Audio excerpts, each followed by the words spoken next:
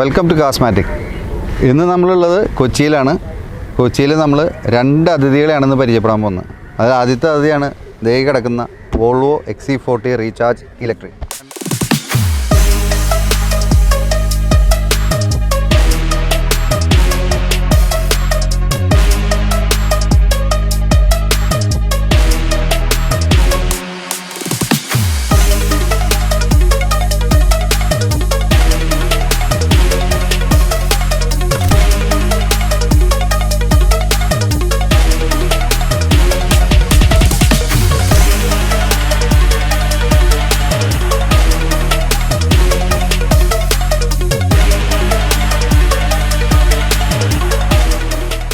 അപ്പോൾ ആ രണ്ടാമത്തെ അതിഥി ആരെന്ന് നിങ്ങൾക്ക് എല്ലാവർക്കും നല്ല ആകാംക്ഷ ഉണ്ടാവും അല്ലേ?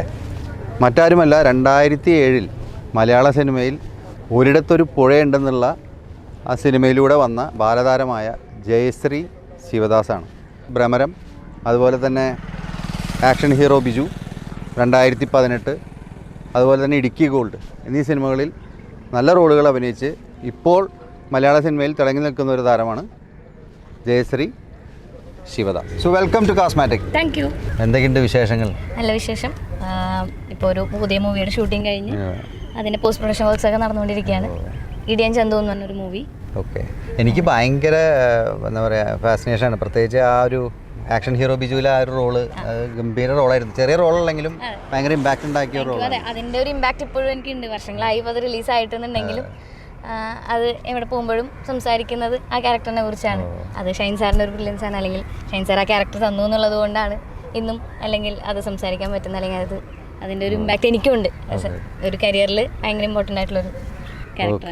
നമ്മുടെ ഒരു അതിഥി ഇതെവിടെയുണ്ട്, വോൾവോ XC40 റീചാർജ് ഇലക്ട്രിക് ആണ്. നമുക്ക് എങ്ങനെയാണ്, നമുക്കൊന്ന് ഓടിച്ചു നോക്കിയാലോ? ഓടിച്ചു നോക്കാം. അപ്പോൾ ഡ്രൈവ് എന്ന് പറയുന്നത് എനിക്ക് ഭയങ്കര ക്രേസാണ്. അപ്പോൾ അതുകൊണ്ടാണ് എനിക്ക് ഇങ്ങനെ ഒരു പ്രോഗ്രാം എന്ന് പറഞ്ഞപ്പോൾ ഭയങ്കര ഇൻട്രസ്റ്റ് ആയിരുന്നു. ഇത് നല്ലൊരു എക്സ്പീരിയൻസ് ആയിരിക്കും എന്ന് വിചാരിക്കുന്നു, ഡ്രൈവ് ചെയ്തുകൊണ്ട് സംസാരിക്കുക എന്നുള്ളതൊക്കെ. അപ്പോൾ നമുക്ക് ആ സംസാരത്തിലേക്ക് കിടക്കാം അല്ലേ? ഓക്കെ, അപ്പോൾ നമുക്ക് പോവാം.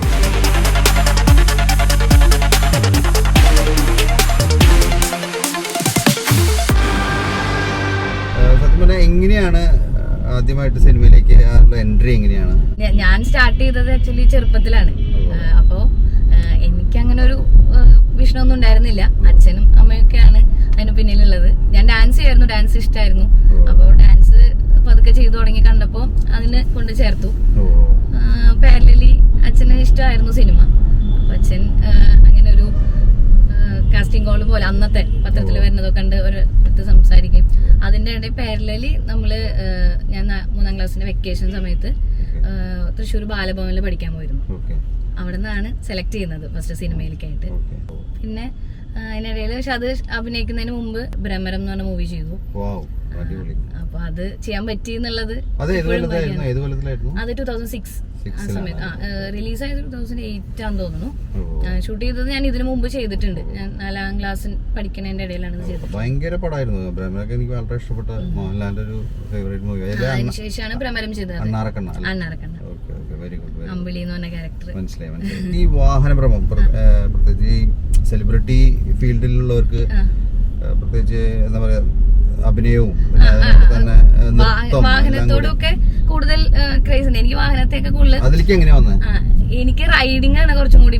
എനിക്ക് എന്താ പറയാ, ഇപ്പൊ ഇന്ന സ്പെസിഫിക്കേഷനുള്ള വണ്ടി അങ്ങനെയൊക്കെ നോക്കുന്നതിനേക്കാൾ കൂടുതൽ റൈഡ് ചെയ്യാന്നുള്ളത് ഭയങ്കര ക്രേസ് ആണ്.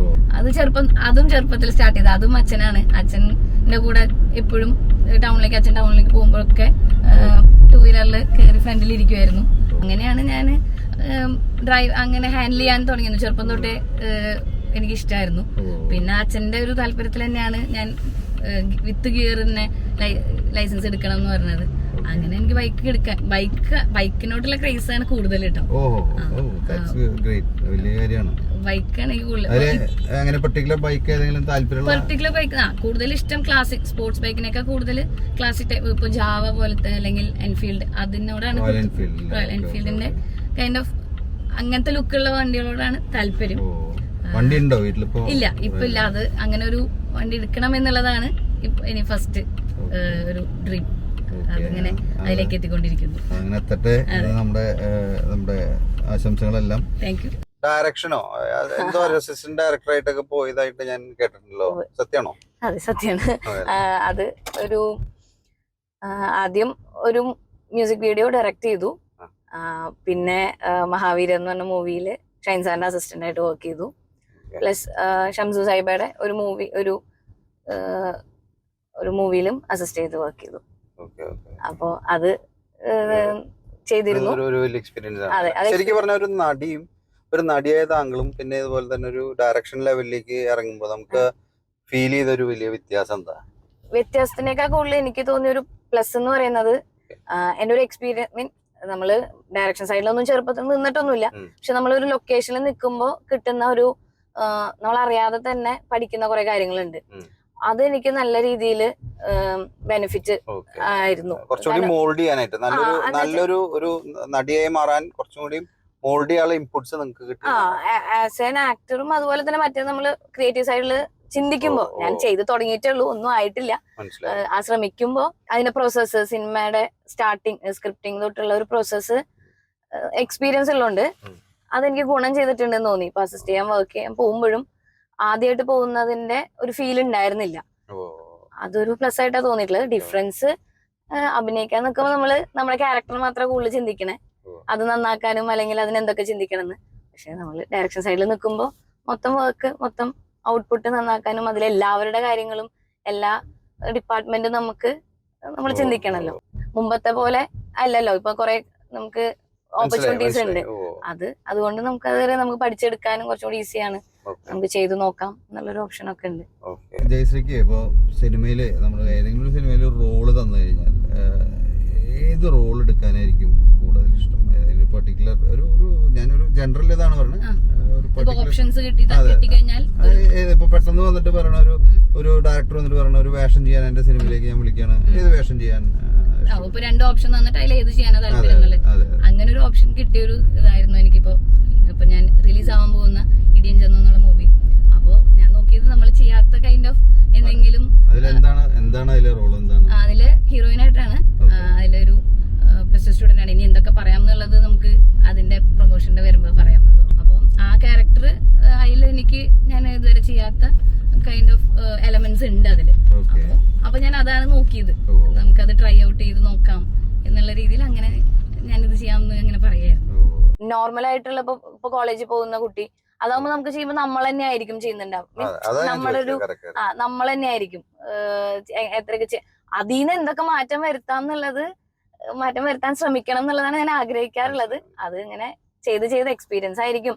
അപ്പം അത്രയും എക്സ്പീരിയൻസ് വരുമ്പോ നമുക്ക് ചെയ്യാൻ പറ്റുമായിരിക്കും. അങ്ങനെ ചെയ്യാൻ അത് അങ്ങനെ ശ്രമിക്കണം എന്നുള്ളതൊക്കെയാണ് ആഗ്രഹം. Very good, very good. പണ്ടത്തെ ആർട്ടിസ്റ്റുകൾ നമ്മളിപ്പോ സീനിയർ ആർട്ടിസ്റ്റുകളൊക്കെ എന്താ വെച്ച് കഴിഞ്ഞാൽ അവര് ഓരോ ക്യാരക്ടർ, ഉർവശി മാം ഒക്കെ ഓരോ ക്യാരക്ടർ ഓരോ പോലെയാണ്, ഡിഫറെന്റ് ആയിട്ട് ആണ് നമ്മളിലേക്ക് എത്തിക്കണത്. എത്ര ഈസി ആയിട്ടാണ് അവരത്, നമുക്ക് കാണുമ്പോ ഈസിയാണ്, പക്ഷെ അത് തീർച്ചയായിട്ടും അത് അത്രയും അവരുടെ എഫേർട്ടും കഴിവുകൊണ്ടാണല്ലോ അത് കാണാൻ പറ്റുന്നത്. അതുപോലെയൊക്കെ ശ്രമിക്കണം എന്നുള്ളതാണ് ആഗ്രഹം. ഒരു റോള് തെരഞ്ഞെടുക്കുമ്പോ പ്രത്യേകിച്ച് അതിലേക്ക് എങ്ങനെയാണ് ജയശ്രീ ആ ഒരു റോളിലേക്കുള്ള ഒരു പ്രിപ്പറേഷൻ ചെയ്യേണ്ടി വന്നിട്ടുള്ളത്? ഇപ്പോ ലാസ്റ്റ് ഇപ്പൊ റിലീസായതിൽ നോക്കുമ്പോ ആക്ഷൻ ഹീറോ ബിജുവിനാണ്. അതിനുവേണ്ടി ഞാൻ സ്കൗട്ട് ഇത് ഞാൻ പഠിച്ചിട്ടുണ്ടായിരുന്നു. അതില് ആ ഒരു സ്റ്റുഡന്റ് പോലീസിന്റെ ചെയ്യുന്ന, എനിക്ക് ആ റോളാണ് ഏറ്റവും ഇഷ്ടപ്പെട്ട റോള്. ഭയങ്കര ആ ഒരു ഫീൽ ഉണ്ടല്ലോ, പ്രത്യേകിച്ച് ആ അമ്മയുടെ കയ്യിൽ നിന്ന് ആ മോഷണം വാങ്ങിച്ചിട്ട് ഷൈൻ സാറിന്റെ അതൊരു ബ്രില്യൻസ് ആണ്. അത് ഗംഭീരമാണ്. അതൊരു ഐ തിങ്ക് അതാണ് ഞങ്ങളുടെയൊക്കെ മനസ്സിൽ കൂടുതലും തങ്ങി ഇപ്പോഴും. ഇപ്പൊ അത് റിലീസായിട്ട് വർഷങ്ങളായി, പക്ഷെ ഇപ്പോഴും എല്ലാവരും ഓർത്തെടുക്കുന്നത് അല്ലെങ്കിൽ സംസാരിക്കുന്നത് ആ സിനിമയെ കുറിച്ചാണ്. അതിനുവേണ്ടി സ്കൗട്ട്സ്, ഞാൻ നേരത്തെ പറഞ്ഞ പോലെ ഒരു സ്റ്റുഡന്റ് പോലീസ് ആവുമ്പോൾ അവരുടെ റിഹേഴ്സൽ അതൊക്കെ ഉണ്ടല്ലോ, അതൊക്കെ പഠിച്ചു, അത് പോയി പ്രാക്ടീസ് ചെയ്തു എന്നുള്ളതാണ്. പിന്നെ ഇത് ഇപ്പൊ ഞാൻ റിലീസ് ആവാൻ പോകുന്ന ഇടിയൻ ചന്തുവിന് വേണ്ടിയിട്ട് ഒരു മാർഷൽ ആർട്സ് പഠിച്ചിട്ടുണ്ട്. അപ്പൊ അത് പഠിക്കുക എന്നുള്ളതാണ് പിന്നെ എടുത്ത പ്രിപ്പറേഷൻ. പിന്നെ അതുപോലെ തന്നെ ജയശ്രീയുടെ അഭിപ്രായത്തില് ഒരു നല്ല നടനും ഒരു നല്ല നടിയുമാവാനായിട്ട് സ്വയം പ്രയത്നം കൊണ്ടാണോ ആയിത്തീരേണ്ടത്, അതോ അവരുടെ കഴിവ് കൊണ്ടാണോ ആയിത്തീരുന്നത്? അതൊരു എന്താ പറയാ വലിയൊരു ട്രിക്കി ക്വസ്റ്റ്യൻ ആണ്. ട്രിക്കി എന്നല്ല, എന്താ പറയാ, രണ്ടും വേണം. ഒരെണ്ണത്തിന് നമുക്ക് വേർതിരിക്കാൻ പറ്റുമെന്ന് തോന്നുന്നില്ല. ഇപ്പൊ എൻ്റെ ഒരു എക്സ്പീരിയൻസ് പറയുകയാണെങ്കിൽ ഞാൻ ഇതുവരെ എത്തിയിട്ടുള്ളത് എത്തിപ്പെട്ടതാണ്. എന്താ പറയാ, ചെറുപ്പത്തില് അച്ഛന്റെ ശ്രമമുണ്ട്, ശരിയാണ്, അച്ഛന്റെ ശ്രമമുണ്ട്. അന്ന് എനിക്ക് അച്ഛന്റെ ഒരു ഇതിൽ ഞാൻ എത്തി. ആ കണക്ഷനിൽ 1-2 സിനിമകൾ ചെയ്തു. ഗ്യാപ്പിനാണെങ്കിലും ഇപ്പോ Idukki gold, action hero Biju, അതിലേക്കൊക്കെ എത്തിപ്പെട്ടതാണ്. ആക്ച്വലി ഞാൻ അതിനുവേണ്ടി ശ്രമിച്ചിട്ടില്ല. പക്ഷെ ഇപ്പൊ നിൽക്കുന്ന സ്റ്റേജിൽ എനിക്കറിയാം ശ്രമം വളരെ ഇമ്പോർട്ടന്റ് ആണ്. കാരണം ഇപ്പൊ മമ്മൂക്ക പറഞ്ഞൊരു വാക്ക്, നമുക്ക് എത്താൻ നമുക്ക് പറ്റുമായിരിക്കും, പക്ഷെ ഇനി നിലനിൽക്കാന്നുള്ളത് നമ്മുടെ കൂടെ എഫേർട്ട് അത്യാവശ്യമാണ്. അപ്പൊ ആ എഫേർട്ട് നമ്മൾ എല്ലാ രീതിയിലും നമ്മുടെ സ്കില്ല് ഇമ്പ്രൂവ് ചെയ്യാനും അതുപോലെ ഓപ്പർച്യൂണിറ്റീസിലേക്ക് എത്താൻ വേണ്ടിയുള്ള ശ്രമം വേണം എന്നുള്ളത് ഞാനിപ്പോ മനസ്സിലാക്കുന്നു. എന്റെ ഇപ്പോഴത്തെ ഒരു സ്റ്റേജിൽ ഞാൻ മനസ്സിലാക്കിയ ഒരു കാര്യം അതാണ്. ഇപ്പൊ നമ്മളിപ്പോ റെയിൻ ഡ്രൈവ് ഒക്കെ കഴിഞ്ഞ് കുറച്ചൊന്ന് മാനൊക്കെ തെളിഞ്ഞ് സെറ്റായി വരികയാണ്. എങ്ങനെയുണ്ട് നമ്മുടെ പുതിയ XC40? അത് പറയാതിരിക്കാൻ വയ്യ, നല്ല സ്മൂത്ത് ആയിട്ട് നമുക്ക് പോകാൻ പറ്റുന്നുണ്ട്. ഇലക്ട്രിക് ഞാൻ ഫസ്റ്റ് ഡ്രൈവ് ആണ്. വേറെ ഡ്രൈവ് ചെയ്യാറുണ്ട്, പക്ഷെ ഇലക്ട്രിക്കൽ കാറിൽ ഞാൻ ഫസ്റ്റ് എക്സ്പീരിയൻസ് ആണ്. സ്കൂട്ടർ യൂസ് ചെയ്തിട്ടുണ്ട് ഇലക്ട്രിക്കിന്റെ, ഫ്രണ്ട്സിന്റെ ഒക്കെ. പക്ഷെ അത് നല്ല നമുക്ക് സ്മൂത്ത് ഭയങ്കര ടെൻഷൻസ് ഒന്നും ഇല്ലാണ്ട് വളരെ സിമ്പിൾ ആയിട്ട് പോവാം എന്ന് തോന്നി. എങ്ങനെയുണ്ട് ഇന്റീരിയേഴ്സ് ഒക്കെ വണ്ടിയുടെ? കൊള്ളാം, ഭയങ്കര ലക്ഷറിയസ് ഫീൽ ഉണ്ട്. ബ്ലാക്കിനോടോ അല്ലെങ്കിൽ വൈറ്റിനോടോ അങ്ങനെ പ്രത്യേക ഇന്റീരിയേഴ്സിനോടോ അങ്ങനെ ഒരു കൂടുതൽ പ്രിയമില്ല.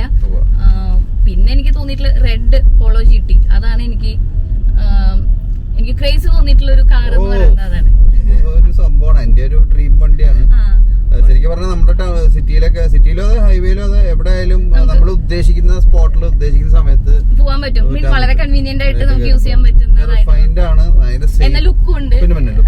ഗംഭീര വണ്ടിയാണ്, രക്ഷയില്ല. അപ്പൊ അതുകൊണ്ട് അങ്ങനെ ഒരു കളർ പ്രിഫറൻസ് മാത്രമേ എനിക്കുള്ളൂ. അതല്ലാതെ ഇന്റീരിയറിനൊന്നും ഞാൻ അങ്ങനെ കൂടുതൽ സ്പെസിഫിക്കേഷൻസ് നോക്കുന്ന ഒരാളല്ല. മനസ്സിലായി. പിന്നെ എനിക്ക് തോന്നുന്നു, എങ്ങനെയാ വീട്ടില് വണ്ടികളൊക്കെ ഉണ്ടോ? കളക്ഷൻ ഉണ്ടോ? കളക്ഷൻ ആയിട്ടില്ല, നമുക്ക് ഇപ്പൊ ഹോണ്ട സിറ്റി ഉള്ളത് ഏത് മോഡലാ? 2014-16 മോഡലാണ്. നമുക്ക് ഫസ്റ്റ് ഉണ്ടായിരുന്നത് സെൻ ആയിരുന്നു. അതിൽ നിന്ന് നേരെ പിന്നെ ഹോണ്ട സിറ്റി, ഇപ്പൊ അതാണ് യൂസ് ചെയ്യുന്നത്. ഈ ഹോണ്ട സിറ്റിയും എനിക്ക് അങ്ങനത്തെ ഒരു വണ്ടി എനിക്കും അച്ഛനൊക്കെ ഭയങ്കര ഇഷ്ടം. അപ്പൊ അങ്ങനെയാണ് ഹോണ്ട സിറ്റിക്ക് എത്തിയത്. ബൈക്സ് ഇപ്പൊ നോർമൽ മറ്റേ സ്പ്ലെൻഡറും അതൊക്കെ ആയിരുന്നു. ഞാൻ പറഞ്ഞില്ല, അതിലാണ് ഞാൻ ഫസ്റ്റ് ഡ്രൈവ് സ്റ്റാർട്ട് ചെയ്തിട്ടുള്ളത്. പക്ഷെ ഇപ്പൊ അനിയൻ ഒരു വിറ്റ്ഫിലൻ എടുത്തിട്ടുണ്ട്, സ്കവർണയുടെ. അപ്പൊ അത് എനിക്ക് ആക്ച്വലി ഞാൻ അതിന്റെ ഒരു വീഡിയോ ഒക്കെ ചെയ്തിട്ട് റീല് ചെയ്തിരുന്നു, അത് ഡ്രൈവ് ചെയ്തിട്ട്. അത് ഭയങ്കര രസമായിരുന്നു. നമ്മുടെ നാട്ടിൽ അറിയാലോ, കൂടുതലും ഫിലിം സെലിബ്രിറ്റീസിനെ ചുറ്റിപ്പറ്റി ഒരുപാട് നെഗറ്റീവ് കമന്റ്സ് ഒക്കെ പറയുന്ന സാഹചര്യങ്ങളുണ്ട്. അതിനോട് എങ്ങനെയാണ് ജയശ്രീ പ്രതികരിക്കുന്നതെന്ന് പറഞ്ഞാൽ ഇപ്പൊ എന്റെ അടുത്ത് ചോദ്യം ചോദിച്ചാൽ എനിക്ക് പറയാനുള്ളത് എന്താ വെച്ചാൽ, ഞാൻ അങ്ങനെ ഫേസ് ചെയ്തിട്ടില്ല, ഫേസ് ചെയ്യേണ്ട സിറ്റുവേഷൻ ഉണ്ടായിട്ടില്ല. ഞാൻ വന്ന സമയം എന്ന് പറയുന്നത് അന്ന് അങ്ങനെ എനിക്ക് അങ്ങനെ ഒരു എക്സ്പോഷർ ഒന്നും ഉണ്ടായില്ലാത്തതുകൊണ്ട് തന്നെ പോസിറ്റീവ്സും അങ്ങനെ അധികം അറിയാം, ഇങ്ങനെ ഒരു കുട്ടി അഭിനയിച്ചിട്ടുണ്ടെന്ന് അറിയാന്നല്ലാണ്ട് ഒരു നെഗറ്റീവ് കമന്റ്സോ അങ്ങനെയൊന്നും വന്നിട്ടില്ല. ഇനി വരാനുള്ള സാധ്യത ഒരു മുഴുനീള ക്യാരക്ടർ ഇപ്പൊ ചെയ്തിട്ട് ഇരിക്കുകയാണ്. അത് റിലീസ് ആവുമ്പോ ഇഷ്ടപ്പെടുന്നവരുണ്ടാവാം, ഇഷ്ടപ്പെടാത്തവരുണ്ടാവാം. അതിനെ നേരിടാൻ തയ്യാറായിട്ട് തന്നെയാണ്. അതെ, അതിനെ നേരിടാൻ ഞാൻ റെഡി ആയിക്കൊണ്ടിരിക്കുകയാണ്. ഞാൻ ഇതുവരെ ചെയ്യാത്തതുകൊണ്ട് അതിനെ എങ്ങനെ ഹാൻഡിൽ ചെയ്യണം, ഹാൻഡിൽ ചെയ്തിട്ടുള്ള ഒരു എക്സ്പീരിയൻസ് ഇല്ല. അപ്പോ അതിനി എക്സ്പീരിയൻസ് ചെയ്യാൻ പോകുന്നേ ഉള്ളൂ. അതൊക്കെയാണ് ശരിയായ പോസിറ്റിവിറ്റിയാണ് നമ്മുടെ ലൈഫിനെ മുന്നോട്ട് നയിക്കുന്നത്. അതൊക്കെ ഒരു ഇതിന്റെ ഭാഗമാണ്. 100%. ഇഷ്ടപ്പെട്ട ട്രാവൽ റൂട്ട് ഏതാണ്? ഇപ്പൊ റെയിനി ഡേ ആണ്.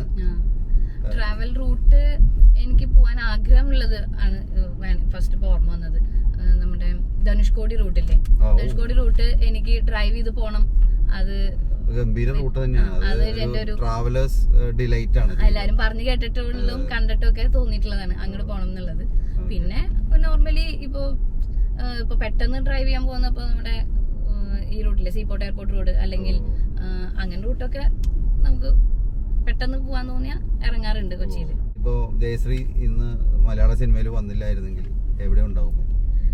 സിനിമയിൽ വന്നില്ലായിരുന്നെങ്കിൽ ഞാൻ ചാർട്ടേഡ് അക്കൗണ്ടന്റ് ആയിട്ട് അത് മാത്രമായിട്ട് പോവായിരുന്നു. ഇപ്പോൾ അത് ഓൾറെഡി ഞാൻ CMA ക്വാളിഫൈ ചെയ്ത് അത് ഞാൻ സൈഡിൽ കൂടെ മൂവ് ചെയ്യുന്നുണ്ട്. എനിക്ക് തോന്നുന്നു നമ്മുടെ എപ്പിസോഡ് വൈൻഡപ്പ് ചെയ്യാൻ ടൈമായി. നമ്മൾ ഓൾറെഡി ഒരുപാട് സമയം എടുത്തു. ഇന്നത്തെ എപ്പിസോഡ് പ്രേക്ഷകരെ, ഇന്നത്തെ എപ്പിസോഡ് നിങ്ങൾക്ക് എല്ലാവർക്കും ഇഷ്ടമായെന്ന് ഞാൻ പ്രതീക്ഷിക്കുന്നു. ഇതൊരു ഡിഫറെൻറ്റ് സെഗ്മെൻ്റാണ്. ഇത് റീൽ ഡ്രൈവ് എന്നാണ് ഈ സെഗ്മെൻ്റിൻ്റെ പേര്. ഇനി നമ്മുടെ കാസ്മാറ്റിക് ചാനലിൽ ഇത് റെഗുലറായിട്ടുണ്ടാവും.